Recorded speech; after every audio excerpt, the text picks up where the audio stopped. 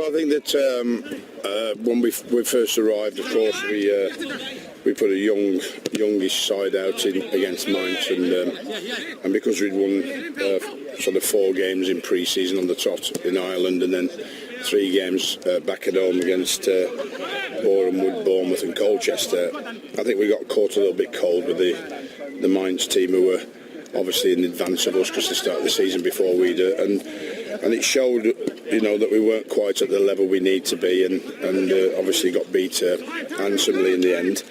And I think that turned us around to say that we need to get our basics better, and in the next game when we put a stronger side out, more of the first team out, we come away with a comfortable victory against Hamburg, who last season I think finished 7th in the Bundesliga. So we've had both the not so good and the much better, which is obviously important for us to see the progression. And tomorrow again it's going to be a mixture of the younger end as well as the senior end.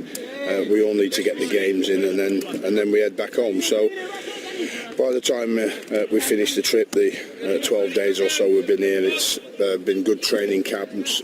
We've had good training facilities, a great welcome from everybody here in Germany, and because of the weather and the way we've got these training facilities and the focus on nothing else other than training, we've had 2-3 sessions a day, which in the end should stand the lads in good stead for the start of the season on the 17th. As I've said, we want to be 100% on that day, not 85, 90 or 95%. We want to be 100% physically and mentally ready for Cardiff. Well, I mean, the change in fitness over the last 5 years particularly has been one of the biggest major improvements in the game of football in the Prague's Premier League, and I think that anybody and everybody knows that the physical and mental the physical and tactical stats are taken in each game, either today by Prozone or a missed score, like you mean. So you see the increase over the last 4 or 5 years. It's quite dramatic on the amount of physical activity a player has to reach in a game of football today. So